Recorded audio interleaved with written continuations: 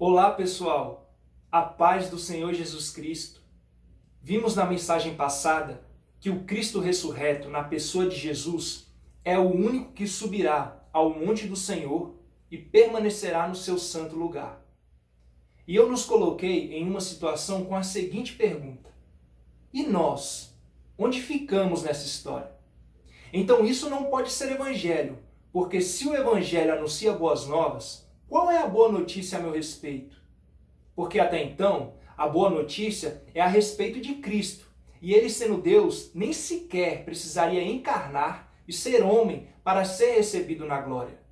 E a resposta é que essa obra de Cristo, de morte e ressurreição, nos alcança. Somente o novo homem subirá a Deus. Diga para você mesmo: somente o novo homem subirá a Deus. Porque o que não é novo homem é velho homem. E o velho homem não tem coração puro. Esse novo homem é Cristo. Em João, capítulo 3, relata o encontro de Cristo com Nicodemos. E é um encontro impressionante. Esse Nicodemos, e olha que não estamos falando de Judas, ou do rei Herodes, de Faraó, muito menos de Hitler. Esse Nicodemos era um homem sério, um homem do templo, extremamente religioso. Um homem da lei, um homem de cultos, um homem de sacrifícios, um homem de oração, um homem de jejuns, um homem de ensinar o povo, mestre do povo, um homem reto, de acordo com os parâmetros da lei. O problema da lei, estabelecida no Sinai, é que ela estabelece um caminho exterior para o homem andar. Não faça isso, faça aquilo outro. João, capítulo 3, versículo 1 diz: havia entre os fariseus um homem chamado Nicodemos, um dos principais dos judeus. Nós podemos perceber nesse primeiro versículo a identidade de Nicodemos. Ele era um fariseu. Um fariseu era um líder da seita mais severa dentro do judaísmo. Você conhece alguma seita severa? Você sabe o que é uma seita severa? Seita severa é um rigor ascético que é imposto. Ascetismo é uma doutrina filosófica que defende a alta abstenção dos prazeres físicos e psicológicos, acreditando este ser o caminho para atingir a perfeição e equilíbrio moral e espiritual. Nicodemos era um líder das seitas mais severas de dentro do judaísmo. Era um homem bem vestido, cujas indumentárias colocavam inveja em qualquer pessoa. Afinal, os fariseus expressavam santidade pela aparência. Imagine que todos os seus movimentos, comportamentos e vocabulário eram friamente calculados, pois era um dos principais dos judeus. E este vai ter com Jesus, à noite, face a face. Logo vem aquele elogio próprio daqueles que têm um bom discurso. Rabi, sabemos que és mestre, vindo da parte de Deus, porque ninguém pode fazer estes sinais que tu fazes se Deus não estiver com ele. Nicodemos, sendo um líder, no versículo 10 diz que ele é um mestre. E no versículo 1, um fariseu. Logo ele olha para Cristo e enfatiza a posição de Cristo. Sabemos que tu és um mestre. Por que será que um mestre de Israel chega diante de Cristo, o elogia e o coloca como um mestre? Um mestre diz: sabemos que tu és um mestre vindo da parte de Deus. No versículo 3 diz: a isto respondeu Jesus. A isto respondeu? Nicodemos fez alguma pergunta? Se não fez pergunta, por que Cristo responde? Jesus vai rebater esta ideia de Nicodemos. Ele vai retrucar. Nicodemos, o teu pensamento é falso. O teu pensamento é equivocado. Você está dizendo em ser mestre em Israel como se isso fosse uma grande coisa. Talvez, aos olhos do judaísmo, ser mestre é uma grande coisa. Entretanto, Nicodemos, isso não te dá entrada ao reino de Deus. Você pode ser fariseu, pode ser principal, pode ser pastor, bispo, evangelista, apóstolo, pai apóstolo, patriarca, padre, pai de santo, profeta, o que for. Jesus simplesmente diz: olha, Nicodemos, seja você o que queira ser, tenha o nome, o título, a posição que você queira ter. Só existe uma única condição para entrar no reino de Deus. Quem entrará no reino de Deus? É a pergunta. Não é dito? Quem verá a Deus?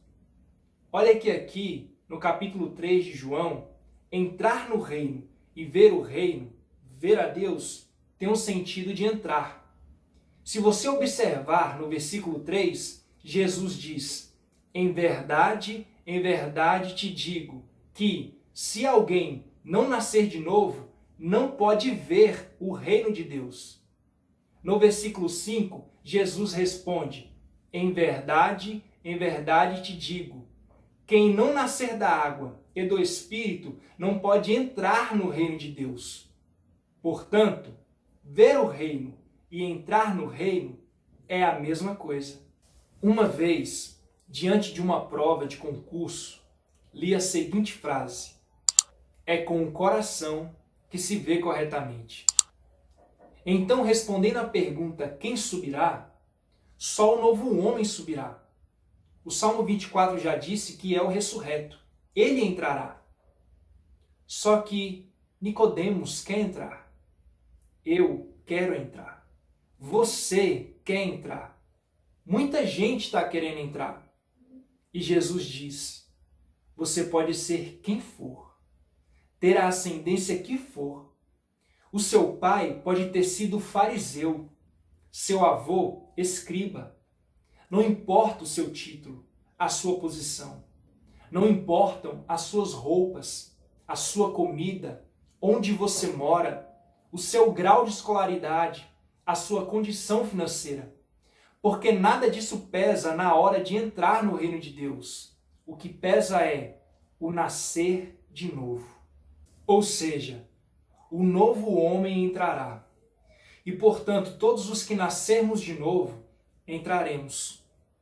O novo nascimento proposto aqui por Cristo é o novo nascimento que nos torna membros do novo homem, que nos integra ao novo homem, que nos faz como um novo homem, nova criação de Deus. Nicodemos ficou sem entender aquilo. Nascer de novo? Na prática, você também pode perguntar: como pode ser isso? Nicodemos pergunta a Jesus no versículo 4: como um homem pode nascer sendo velho? Pode, porventura, voltar ao ventre materno e nascer segunda vez? Nicodemos não compreendia a natureza do novo nascimento. Pense bem. Quando alguém se converte a Jesus Cristo, lhe é imposto um regulamento de vida e de viver, do que deve ou não deve fazer, comer, vestir, andar, cantar e etc. Quem impõe tal regulamento não entende a natureza do novo nascimento. Acha que nascer de novo é abandonar hábitos e práticas. Você até pode abandonar hábitos e práticas, mas será sempre velho homem. Porque o que é nascido da carne é carne. É como diz: a porca lavada, mais cedo ou mais tarde, voltará ao lamaçal. É uma porca lavada. Pense comigo. Pegue uma porca e a dê um belo banho, com todos os produtos de higiene possíveis, para tirar toda a sujeira e perfumá-la. Seque essa porca com uma toalha bem limpa e cheirosa. Escove os dentes dela. Leve ela para sua casa. Dê comida da melhor qualidade. E ainda coloque ela para dormir na sua cama. Afinal, ela não é aquela porca suja, fedida, imunda, cheia de lama e fezes. Você pode até dar 3 banhos por dia nessa porca, mas tem um problema. ela não deixará de ser uma porca. Sempre será uma porca.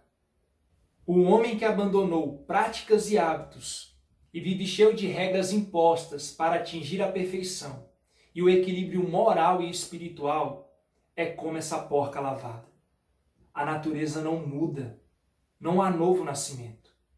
O Evangelho está dizendo: em verdade te digo, quem não nascer da água e do Espírito não pode entrar no reino de Deus.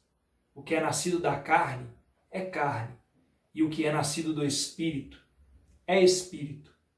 Não te admires de eu te dizer, importa-vos nascer de novo. O novo nascimento tem uma natureza celestial. É o Espírito Santo quem atua no espírito humano. É o Espírito Santo quem atua no coração humano. É o Espírito Santo quem vai tirar do seu coração toda a natureza do velho homem. Essa natureza que te faz ser desse jeito, com tanta coisa ruim, tanta maldade, tanta perversidade. O Espírito Santo quer entrar no seu coração e purificá-lo, quer transformá-lo. Tirar o coração de pedra e colocar um coração de carne. Ele quer te dar um espírito novo, quer te fazer uma nova pessoa. Nunca o Evangelho propôs que nós levássemos para o reino de Deus o velho homem maquiado ou mudado as suas roupas ou seus hábitos. Deus não quer nos dar um novo modo de vida. Ele quer nos dar uma nova vida. É ser outro. É deixar de ser Adão e ser Cristo. Logo, Nicodemos fica mais confuso. E talvez esse seja o nosso maior problema. A grande pergunta está no versículo 9 que diz: então lhe perguntou Nicodemos: como pode suceder isto? Quando Nicodemos pergunta como pode suceder isto, ele está dizendo: sim, Jesus, eu já entendi que não é do ventre materno, que o que é nascido da carne é carne. Eu entendi que o nascimento é do céu, é do Espírito, é de Deus. Mas me responde uma coisa, como pode ser isto? Eu vou te fazer uma pergunta. Você quer nascer de novo? Entenda que nascer de novo é um processo. Não é unicamente levantar a mão, aceitar a Jesus e falar algumas palavras diante dos homens. Nascer de novo é passar por um processo de regeneração, até a plena glorificação do corpo. Chegar a ser puro de coração, limpo de mãos. Não é simplesmente ser perdoado, é ser perdoado e transformado, santificado, conformado, glorificado. Quantos de vocês que me assistem sabem como pode ser isto? Como é que isso acontece? Qual é o caminho? O que se deve fazer para experimentar o novo nascimento? Você quer saber? Quer estar dentro desse processo contínuo? Então, eu irei lhe ensinar. Pegue um papel e uma caneta, feche a Bíblia, porque quem fica com a Bíblia aberta não aprende nada. Pegou a caneta e o papel? Anota aí. Primeiro, você não poderá cantar músicas dos cantores dito profanos. Consequentemente, não poderá estar em um estabelecimento jantando com a família se houver alguém cantando uma moda ou qualquer música profana. Segundo, proibido tomar cerveja, ou que seja chopp, ou que seja vinho. É proibido, nem sem álcool, porque a boca bebe do que o coração está cheio. Terceiro, é proibido pintar unha, pintar cabelo, pintar olho, pintar sobrancelha, não pinte nada. Quarto, mulheres não podem cortar o cabelo curto e homens não podem ter cabelo comprido. Quinto, não desenhe nada no seu corpo. Se você escrever o nome Jesus no seu braço, você não nasce de novo. Não pode, é proibido. Somente assim podereis nascer de novo. Cuidai nos lugares aonde vocês andam, com quem vocês conversam, o que vocês comem, o que vocês vestem. Vocês devem se enclausurar dentro de uma burca. Não conversem, inclusive, com seus familiares que não são crentes. Eles são endemoniados. Então, deve-se evitar até a festinha da sobrinha pequenininha, porque lá vai tocar a música da Xuxa que tem pacto com o diabo. Tá entendendo como é que nasce de novo? Ouvintes, eu falei dessa forma apenas para vocês entenderem como geralmente se faz. Tudo que eu acabei de falar nos últimos 1 ou 2 minutos não é verdade, e sim uma mentira do maligno. O maligno sabe, se você cumprir essas regras, você terá uma aparência de sabedoria, como culto de si mesmo, falsa humildade e rigor ascético. Ele sabe que você vai ser aquele crentão. Entretanto, quando lhe for exigido o poder interior do Espírito Santo para perdoar, você não terá o poder. Será um frangalho, uma tripa seca. Você não terá condições sequer de perdoar a sua mãe, que dirá seu inimigo.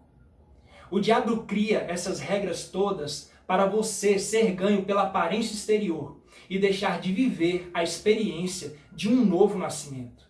Quando Nicodemos perguntou: como pode suceder isto? Jesus o repreende nos versículos 10, 11, 12 e 13, dizendo: se tu és mestre em Israel, como é que você não compreende estas coisas? Deveria compreender. E a resposta está nos versículos 14 e 15.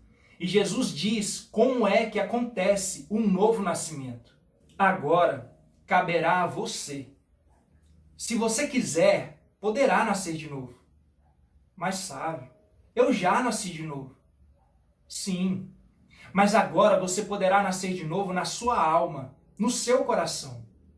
O seu espírito nasceu de novo.